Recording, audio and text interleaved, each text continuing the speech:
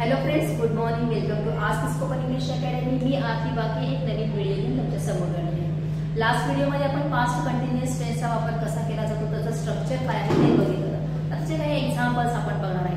Past continuous tense मध्ये क्रिया भूतकाळामध्ये चालू होती, त्याच्यामध्ये आपण वॉज आणि वेअर हेल्पिंग वर्ब यूज केलेले आहे आणि त्याच्यासोबत आपण वापरलेलं आहे क्रियापदाचं चौथं म्हणजे क्रियापदाचं आयएनजी रूप.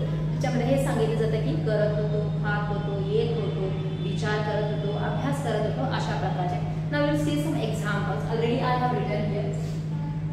It was raining last night. It एक वचन असल्यामुळे आपण was यूज केलेला आहे. Rain क्रियापदाचं पहिलं रूप आहे, त्याला आयएनजी फॉर्म वापरलेला आहे. आणि लास्ट नाईट हे आहे time.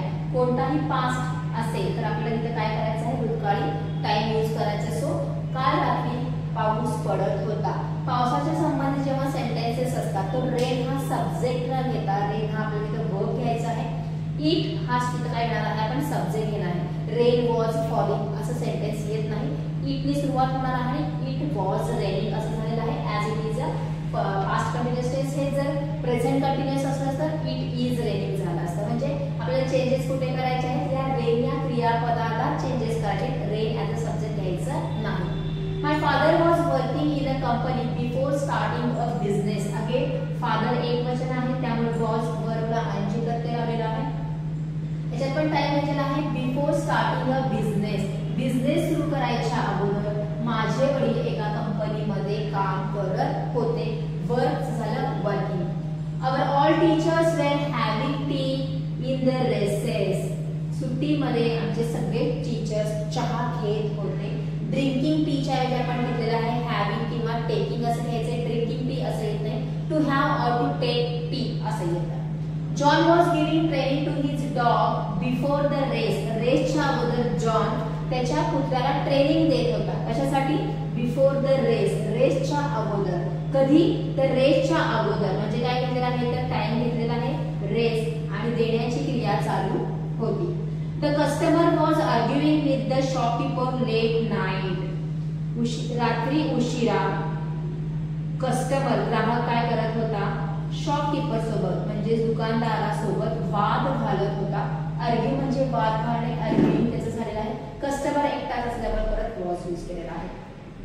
सुहाना's gym trainer was making diet chart after their discussion. कधी, तर त्यांच्या डिस्कशन नंतर काय करत होते, तर सुहानाचा जिम ट्रेनर जो आहे तो चार्ट बनवत होता. कशाचा चार्ट, डाएट चार्ट बनवत होता. कधी, तर आफ्टर देअर डिस्कशन. डिस्कशन नंतर सुहानाचा जिम ट्रेनर डाएट चार्ट बनवत होता. अगेन सुहानाचा ट्रेनर एकटा असल्यामुळे यूज केलेला आहे आपण was. My mom was not working before marriage due to her grandparents. कधी, तर बिफोर मॅरेज हे झालं टाइम. काय करत होती, काय करत नव्हती, इथं आपण निगेटिव्ह सेंटेन्स घेतलेला आहे नॉटचा वापर करून. की माझी मम्मी तिच्या आजी आजोबांमुळे लग्नाच्या अगोदर काम करत नव्हती. आपल्याला जर शॉर्ट फॉर्म पाहिजे असेल तर वॉज नॉटचा आपण वॉजन सुद्धा लिहू शकतो. मम्मी अगेन एकटी असल्यामुळे वॉज यूज केलेला आहे. माझी मम्मी तिच्या आजी आजोबांमुळे लग्नाच्या अगोदर काम करत नव्हती. इथं सगळं करत होतो असे सेंटेन्सेस झालेले आहेत. नॉट यूज केल्यावर करत नव्हतो असं सांगितलं.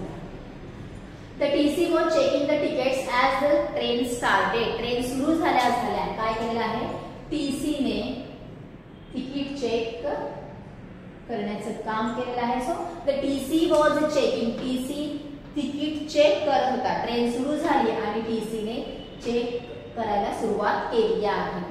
The driver was not following the traffic rules before getting fined.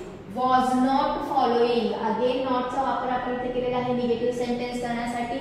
कधी, बिफोर गेटिंग फाईन. फाईन मिळायच्या अगोदर ड्रायव्हर ट्रॅफिकचे रूल फॉलो करत नव्हता. फॉलो करणे म्हणजे त्याचा आत्मसात करत नव्हता. My grandma was not supporting my mom in her business then. Then म्हणजे अगोदर या आहे. माझी आजी पहिल्यांदा माझ्या मम्मीच्या बिझनेसला सपोर्ट करत नव्हती. स्टुडंट्स वर interacting with the guest during last lecture. मागच्या लेक्चरच्या दरम्यान स्टुडंट्स गेस्ट सोबत इंटरॅक्ट करत होते. इंटरॅक्ट म्हणजे काय, बोलत होते, एकमेकांसोबतचा संवाद साधत होते. जसं की शिकून झालं की आपण एकमेकांसोबत डिस्कशन करतो, हे असं आहे तसं आहे, त्याचे काही डाऊट्स विचारल्यानंतर आम्ही सांगत असतो, आम्ही ते सॉल्व्ह रिस्पॉन्ड करत असतो, that is called as a interaction. दोघांमध्ये त्यांचं काय होत होतं, संभाषण होत होतं. स्टुडंट्स वेर इंटरॅक्टिंग, विद्यार्थी इंटरॅक्ट करत होते कुणासोबत, गेस्ट सोबत. कधी, लास्ट लेक्चरच्या दरम्यान, during the last lecture. We were enjoying street food during rain. पावसाच्या दरम्यान आम्ही स्ट्रीट फूडची मजा घेत होतो. Enjoying during rain. पावसाच्या दरम्यान आम्ही स्ट्रीट फूड म्हणजे आपण जे गाड्यावरचे वगैरे हे असतात पाणीपुरी, कचोरी वगैरे, तर त्याला म्हटलं जातं स्ट्रीट फूड. त्याची आम्ही काय करत होतो, मजा घेत होतो. I was not studying seriously till the board exam. Was not studying. Again negative sentence घेतलेला आहे. मी सिरियसली अभ्यास करत नव्हते बोर्ड एक्झाम पर्यंत. कधीपर्यंत, till the board exam. Board exam पर्यंत मी सिरियसली अभ्यास करत नव्हते, करत होते. आय वॉज स्टडींग, निगेटिव्ह आहे म्हणून I was not studying. The salesman was explaining all good things of the product during home visit. To explain म्हणजे समजावून सांगणे आणि त्याची क्रिया चालू होती. So was explaining. सेल्समन म्हणजेच विक्रेता, त्याच्या प्रोडक्ट बद्दल सगळ्या चांगल्या गोष्टी त्याला समजावून सांगत होता. कधी, ड्युरिंग होम व्हिजिट. जेव्हा तो होम व्हिजिटला गेला तेव्हा तरी काय करता, समजावून सांगत होता. Our pet was not responding to the treatment during operation. Our pet म्हणजे काय, तुमचा पाळीव प्राणी. was not responding म्हणजे काय, त्याला प्रत्युत्तर देत नव्हता. म्हणजे त्याला ऑपरेशन जेव्हा करत होता तर त्याला काय करत नव्हता, सपोर्ट देत नव्हता, रिस्पॉन्ड करत नव्हता. त्याच्या ट्रीटमेंटच्या दरम्यान आमचा कुत्रा किंवा आमचं मांजर जे काही पाळीव प्राणी आहे ते त्याला चांगलं रिस्पॉन्ड करत नव्हतं. भूतकाळामध्ये आहे, चालू आहे क्रिया, तर करत होतो या अर्थाने याचा वापर केला जातो. निगेटिव्ह असेल तर करत नव्हतो या अर्थाने. ह्याच्यामध्ये आपण यूज केलेला आहे हेल्पिंग वर्ब म्हणून वॉज आणि वेअरचा, आणि त्याच्यासोबत आपण वापरलेला आहे क्रियापदाचा चौथं रूप म्हणजेच क्रियापदाला आपण आयएनजी फॉर्म यूज केलेला आहे. So this is the structure. Already आपण मागच्या व्हिडिओमध्ये बघितलेलं आहे. आपण काय करत होतो किंवा काय करत होतो हे सांगण्यासाठी आपण पास्ट कंटिन्युअस टेन्सचा वापर करतो. ह्याच्यामध्ये क्रिया कंटिन्युअसली तिथं चालू होती आणि ती कधी चालू होते हे सांगणं गरजेचं आहे. म्हणून आपण जिथे जिथे अंडरलाईन केलं आहे ते सगळे काय आहे, तिथे टाइम आहे, कारण क्रिया ही भूतकाळातली आहे. So we have to use the time compulsory.